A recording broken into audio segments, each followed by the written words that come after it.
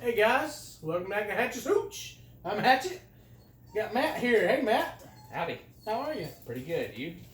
I'm always good at Club Herman. That's right. That's right. We have in front of us a staple throughout all of America. Yes. People live and die by the Jack. Yes. What do you know about Jack Daniels? It's not my favorite. I've heard that. But you know what else though? I worked with this guy, and his father was a Jack Daniels man. He had the big, tall that had the cage on it and you tilt it over. He's one of those special guys that gets the emails and gets invited to the distillery and all that crap. He swears by it.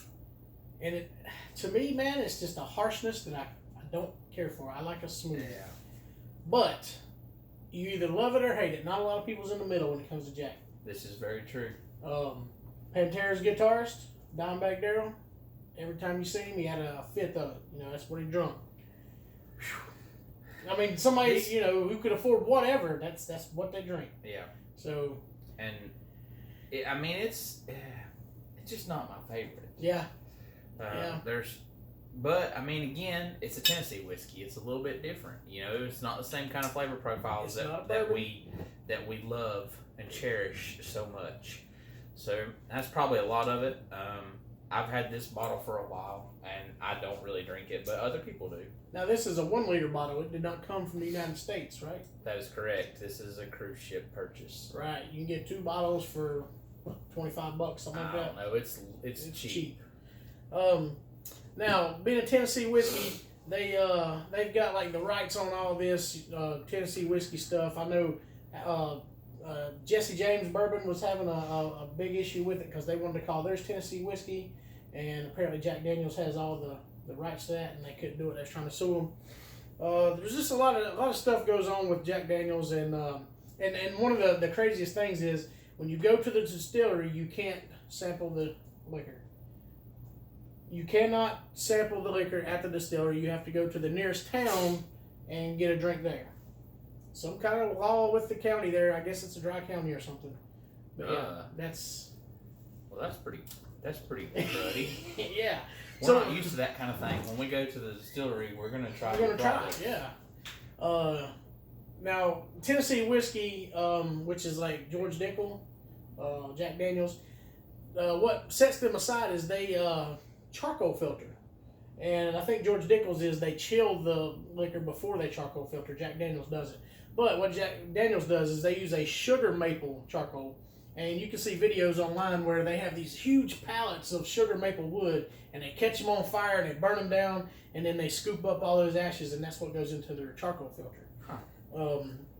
Whether or not that sugar maple wood makes any difference in the flavor, I have no clue. It's just so harsh to me, I can't really get a whole lot of sweetness or anything out of it. Yeah. But the last time I had this was at my company's Christmas party. We they gave us free beer and free wine, but if we wanted liquor, we had to pay extra for it. So I'm not a beer or a wine guy, so I went and got. They had Jim Beam and they had Jack Daniels. Well. We went through all the Jim Beam, and it was all gone. So then we started in on the Jack Daniels, and it was a world of difference going from Beam to Daniels. It was like sweet, and then not so sweet. Yeah. So, but that's it, man. That's my story on it. I really don't know, what the appeal is, but people love it. Yeah, I've drank a lot of it in my time. But now that I have more options and more choices, it's definitely not very high on my totem pole. And this is not a cheap liquor either. It's not like Jim Beam where it's $12. No. This is what, 25 probably at the store? Probably 25 or 26 for a fifth. And I think that thinking back on it, I think I got 2 liters for like $38 or $40. Yeah. So it's like $20 a bottle, but and it's a 1 liter. And it's a 1 liter, so you're getting 250 extra meals. So yes. It's definitely worth it in that aspect. It's a great deal, yeah. And you only bought this for the bar, because I didn't buy it for myself, no. Yeah, I just bought it to have because we do use it. People like it sometimes. So when did you buy this? 34 years ago?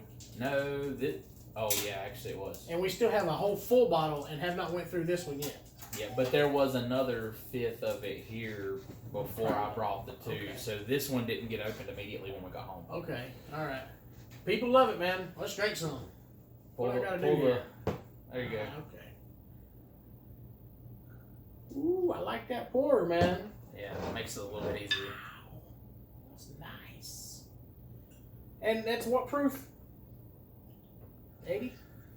Yes, 80 proof, 40%. Now that I say that, I want to say I did read that it used to be maybe 86 proof or something, 84. And because production was, demand was so high and they couldn't get the production out, I think they lowered that proof so that they could meet production demands. Yeah. So, and I want to say the reason I read that is because they were pressuring Maker's Mark to do the same thing, and Maker's Mark said, no, we're not going to do that. They just upped the price of the bottle. Right. So, all right. It's got a pretty color, man. Yeah, the color's very good. Amber. Looks like that George Dickel. Oh, I don't want to talk about that. We shot a George Dickel video several times, and it never made it. We never finished a video of George Dickel. Oh, it was bad. That was a. Did parts of that get on the bloopers reel? Part of it because we shot it over and over and over and over, and eventually when we finally got the almost finished product, we still could not get through it. I think we were in a rush that night to get somewhere too, so we just said piss on it. But this will be our first Tennessee whiskey if it makes it. If it makes it, fingers crossed. Man, that smells great. It actually does. It smells very good. It's not got it's got a little sweetness to it, but not an overpowering sweetness. Yeah. And I want to say you can smell that charcoal. Yeah. Like the smokiness there. But behind that sweetness and that charcoal, I can feel a harshness just kind of raging through. Yeah. There are memories. Most of them I wish that weren't. Did that smell bring it back? Yeah. Sometimes when you walk by and you smell the alcohol that almost killed you. Well, let's just keep going. The dog is not going to quit. Okay. I don't think it's a bad smell at all. No, the smell isn't bad at all. This would be the first video that we've shot where the dogs are running free and they're going to do their thing. So just pardon that. We're going to do what we're doing, and hopefully they don't bother us too much. Well, it's not like it's an important video as Tennessee whiskey. Yeah, that's true.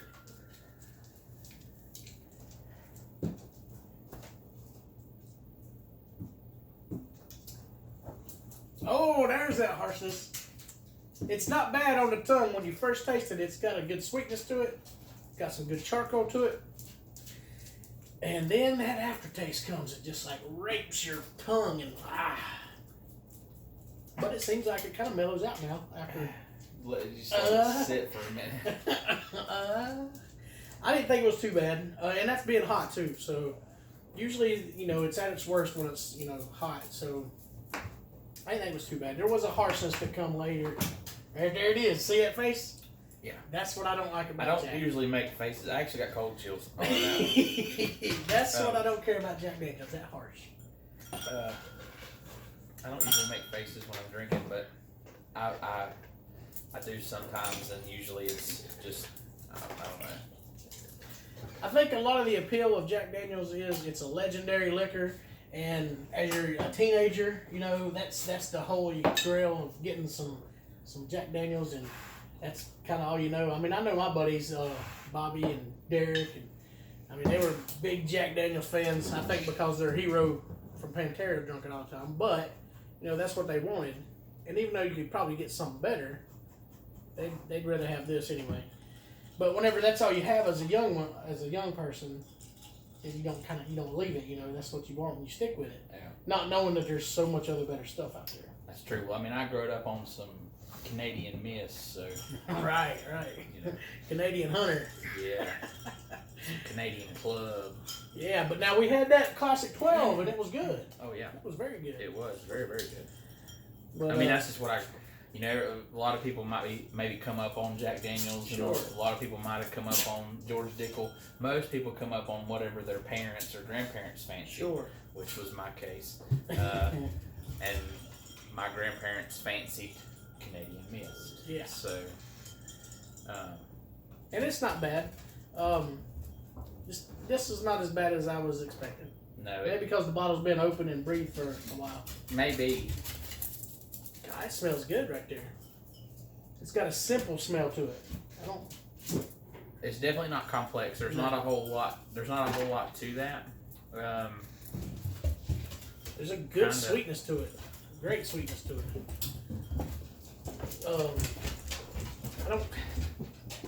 I smell the charcoal, and I don't know if that's from the filter charcoal or the barrel charcoal. Yeah.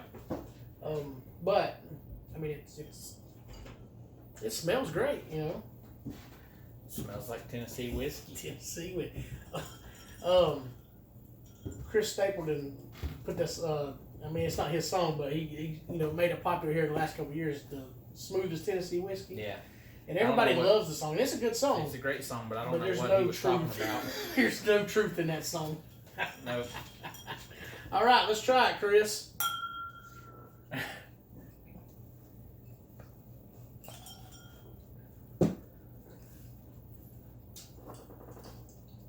It's not bad. Ah, there it is. That aftertaste has got a rah. It's not bad. Like, I drunk that. It was good on taste buds. It was good, smooth going down. And then that aftertaste just... On ice, I don't have nearly as much to say about it as far as bad. That wasn't bad at all. No, not at all.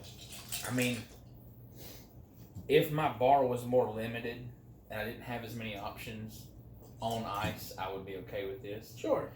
But there's just so much. There's so much other stuff I like a lot better. Well, being the celebrity that we are here on Hatchets Hooch, I've had people bring me a shot of Jack Daniels, and it's kind of whatever. But on ice, you can drink it. Yeah, it's not terrible. We've had worse. We've had way worse. Way worse. Yeah. This is not bad. I mean, like I say, this is good. It's not the same as what we really like.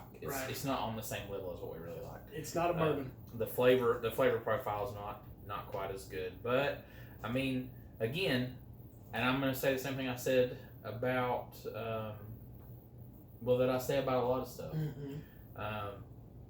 I would drink it in Sundrop by any day of the week. Oh man. Because that's what a lot of people do. They mix it. Yeah, and really, it's not going to matter if it's a bourbon or if it's a whiskey or if it's the freaking bottom of the barrel bucket. The worst stuff you can get. It doesn't matter when you're mixing it.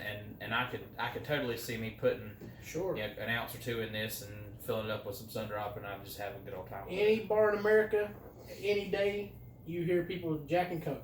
Yeah. I mean, it's a mixer, definitely. Sundrop is my mixer. Oh yeah, well here in North Carolina, Sundrop is that's our mixer here. Yeah. But and it mixes well with a citrus or a cola either way. But that's I suggest don't drink it straight.